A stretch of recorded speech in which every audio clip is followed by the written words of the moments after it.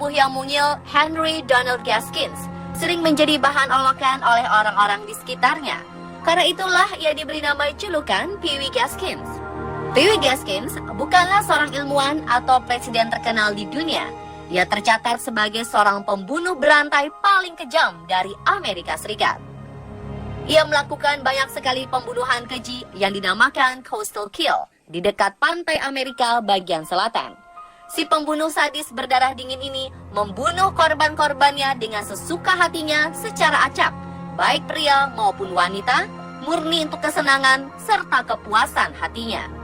Kebanyakan korbannya adalah remaja dan juga anak-anak di bawah umur. Paling tidak, ia membunuh satu korban setiap bulannya. Jasadnya ia tenggelamkan dan ia kubur agar kejahatannya tidak tercium oleh polisi. Selain membunuh orang-orang di dekat pantai Amerika Selatan, ia juga membunuh beberapa saudara dan teman dekatnya, bahkan keponakannya sendiri yang masih berusia 15 tahun. Lalu bagaimana akhir dari kisah hidup pembunuh paling kejam Pee Wee Gaskins ini? Pemirsa, inilah kelanjutan dari Killing Series Pee Wee Gaskins bagian kedua.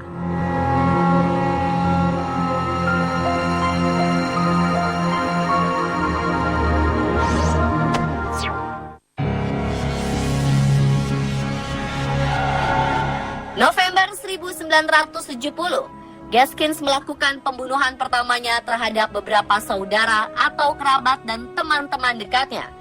Pertama korban serious murder ini adalah keponakannya sendiri, Janice Kirby, yang baru saja menginjak usia remaja 15 tahun, dan teman dekat Janice, Anne Patricia Alsbrook, yang berusia 17 tahun. Keduanya ia pukul sampai mati setelah Gaskins memperkosa keduanya di Sumter, South Carolina.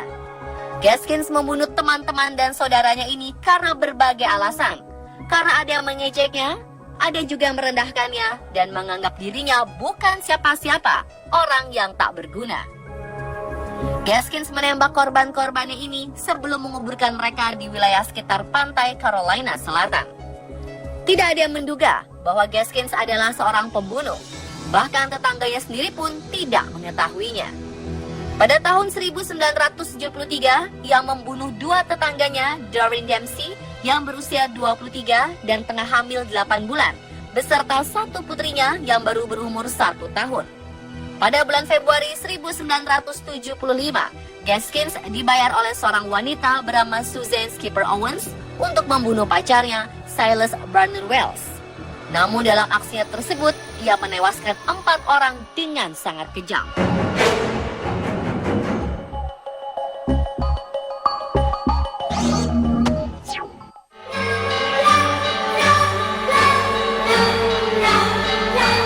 Peribahasa, sepandai-pandainya tupai melompat, akhirnya jatuh juga ke tanah, sangatlah pas menggambarkan kasus yang dilakukan oleh Gaskins.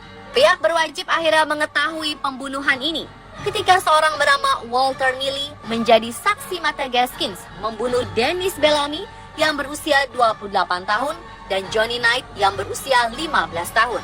Neely mengaku kepada polisi bahwa Gaskins telah menceritakan rahasianya kepadanya.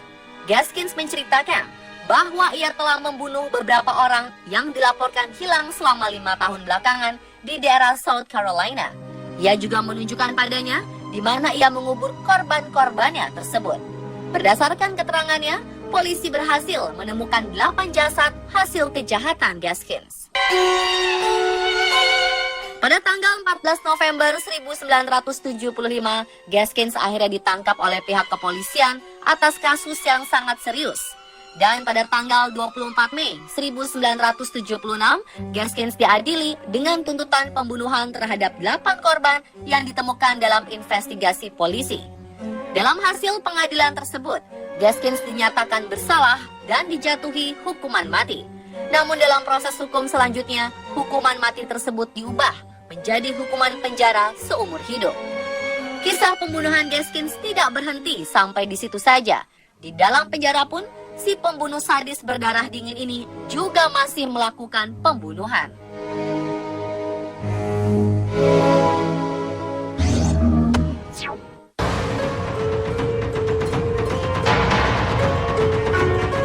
Di dalam penjara, Gaskins melakukan pembunuhan.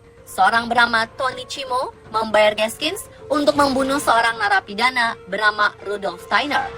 Tony Cimo merasa sakit hati karena Rudolf telah membunuh kedua orang tuanya yang bernama Bill dan Myrtle.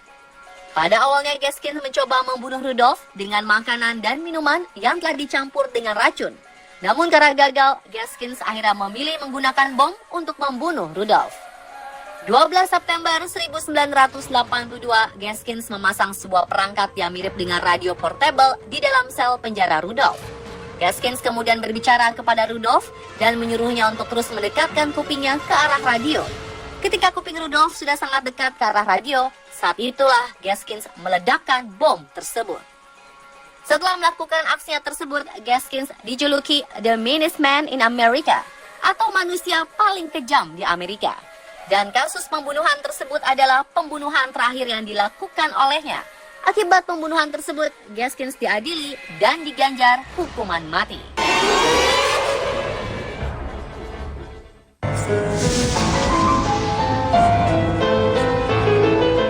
Sesaat setelah Gaskins jatuhi hukuman mati, ia membuat pengakuan yang mengejutkan semua orang.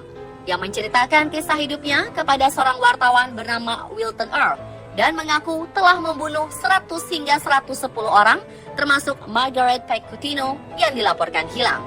Margaret adalah seorang putri dari seorang senator James Cutino yang kala itu masih berumur 13 tahun. Semua pengakuannya tersebut tercatat dalam buku autobiografinya yang berjudul Final Truth.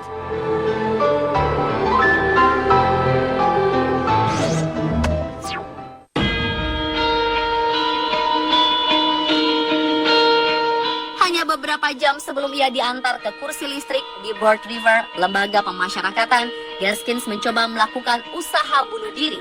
Ia mencoba memotong pergelangan tangannya menggunakan pisau cukur yang disembunyikan dari para penjaga penjara, dan usahanya tersebut gagal. Eksekusi mati di kursi listrik tetap dijalankan sesuai putusan. Donald Henry Pee Gaskins akhirnya dieksekusi mati pada tanggal 6 September 1991. Sejarah mencatat, ia adalah orang keempat yang dihukum mati di kursi listrik. Dan pemirsa, itulah kisah hidup dari seorang pembunuh berantai paling kejam, Donald Henry Pee Gaskins, versi On The Spot.